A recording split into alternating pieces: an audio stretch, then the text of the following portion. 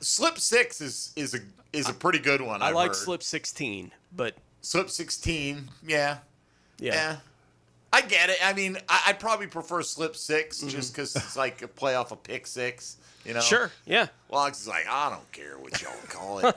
I thought it was. Can you imagine being him in that moment? You get stepped on, Bro.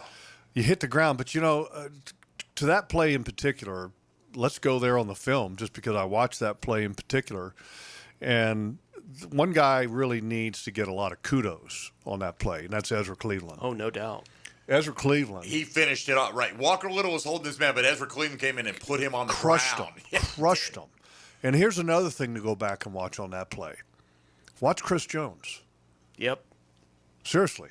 Yeah, Kansas City's killing him. Chris Jones was an embarrassment on that play. He literally stood there the whole time and watched Trevor when he could have just literally ran him down in the pocket the first time he stumbled. Could have decided again after the second stumble to run him down. Did not. Stayed stationary completely. I'll show it to you. What do you think he was thinking? That somebody was just there and was going to touch That's him? Chris Jones. I mean, Chris Jones has moments that he literally decides not to play. And that's one of the knocks on him, is that when he plays, he's unblockable. When he decides not to play, you're playing with 10. Yeah. Or against 10. And on that particular play, arguably the most important play of the game, right? He decides not to play. Yeah. And some love for ETN on the play, too, picking up there on the right side. And I give the offensive line credit. Monheim did a tremendous job. I mean, a tremendous job. You go back and you watch that last critical drive, he was stellar. I mean, I'm talking stellar. He had the only bad thing that I would say, and it's not even a bad thing, but the deep ball to Brian Thomas Jr., the snap was way to the right on Trevor. Trevor handled it like no big deal, which was amazing in and of itself. But Chris Jones was lined up right on Monheim, and that's probably one of the reasons why the snap came up hot and a little to Trevor's right, because when the center's trying to jerk it real quick to get into his set, that's the direction it typically goes. But he blocked the hell out of Chris Jones on that play. And there was one play in particular, and I'll have to dial it up. It might have been that play, but you got the rookies blocking Chris Jones when Chris Jones decides to play. And it was a thing of beauty. I mean, you got two rookies blocking a guy that might be a future Hall of Famer and taking care of business so that the Jaguars can have a huge play to eventually win the game. It was awesome to see. So, a lot of unsung heroes. Lots of love to Monheim. But Ezra Cleveland on that play, wow. And he turned around and peeled back and was getting another block. And then the guy that Ezra knocked down, Walker Little's giving him the old forearm down into the ground. I mean, it was when you looked at that play, you looked at a team that was hungry.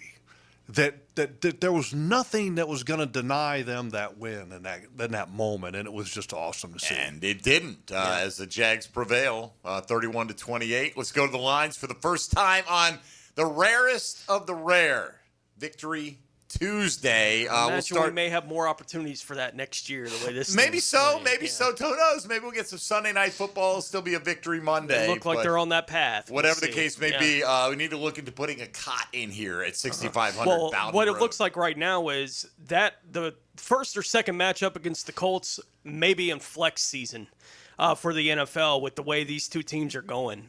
For the head-to-head for the division late in the year. Maybe they do get flexed Sunday night at some point. Log's trying to show me a play. He's pointing at a mass of bodies. I'm like, which one? Who are you pointing at here, Logs? I want you to watch. This is the stumble play, okay? And you have Chris Jones lined up in the middle. Got it. Okay, over the rookie Monheim. Yep. Okay, and he stops and he stands there. And he watches as Trevor runs to the end zone. That's kind of weird. It's like everyone else is surging forward, and he just kind of stood in his spot. Yeah, he's lined up over McCary. Yeah. And McCary does a really good job of getting the initial stop, and there's a little confusion. And look, I mean, Chris Jones is just watching. Like, wow. You know, should have bought a ticket.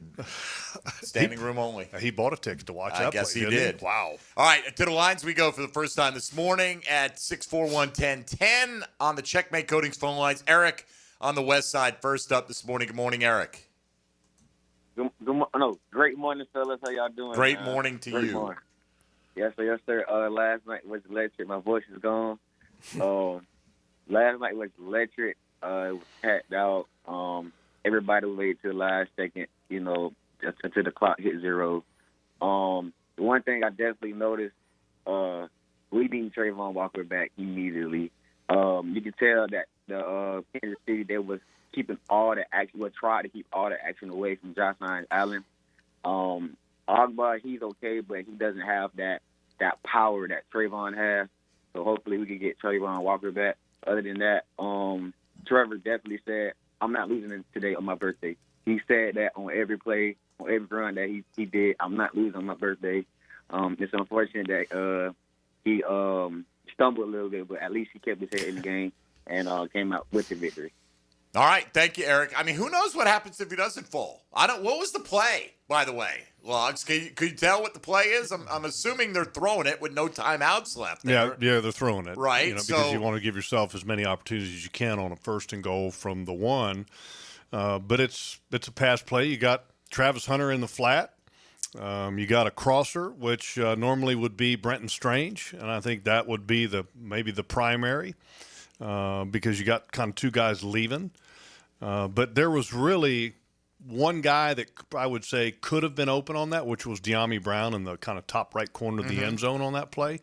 And the way Trevor was dealing on that last drive, when I say dealing, the accuracy that he had, I don't think there was any doubt that if he had his eyes on De'Ami Brown, he would have threw a dart in there. I mean, that was the two throws that he had on that drive, the one to De'Ami that was after the BTJ play, I mean, it was on the money. It was kind of like a deep out, long throw.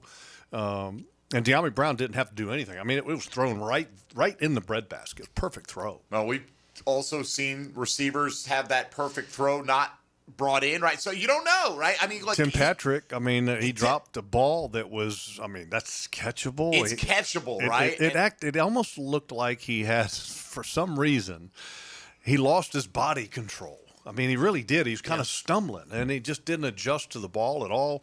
That should have been caught, and it would have been a big play in the game. But point being, if Trevor doesn't fall down, who knows what happens? Maybe the ball gets tipped at the line of scrimmage and picked off. You just don't know. You don't know. You have no idea it worked the way it worked. Yeah. That game last night, with the way the whole thing played out, it couldn't have ended any other way.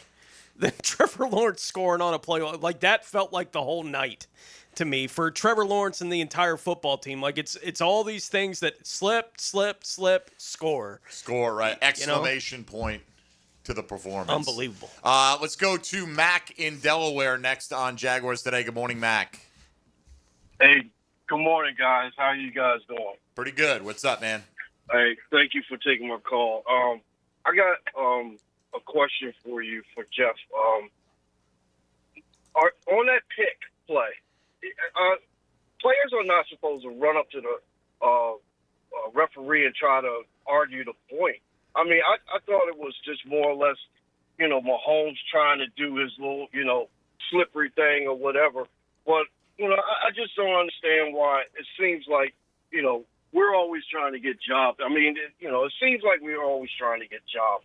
But I wanted to tell you guys that that was a great game last night. I was in my truck. I'm in my truck. I drive a truck for a living. So, I mean, I'm like watching the game on my phone and listening to Frangie on the XM. And I'm like, I'm in here screaming and hollering. I'm glad nobody heard me. But I'm just glad that we got the win. I love this team. Got to shout out my man Frank Frangie, because those were the best two calls I've ever heard from any announcer in my life. I'm telling you, we got something special down here. And thank you, Liam Cohen. Thank you, Jeff. Thank you, Tony. Thank you, guys. Duval! All right, Mac.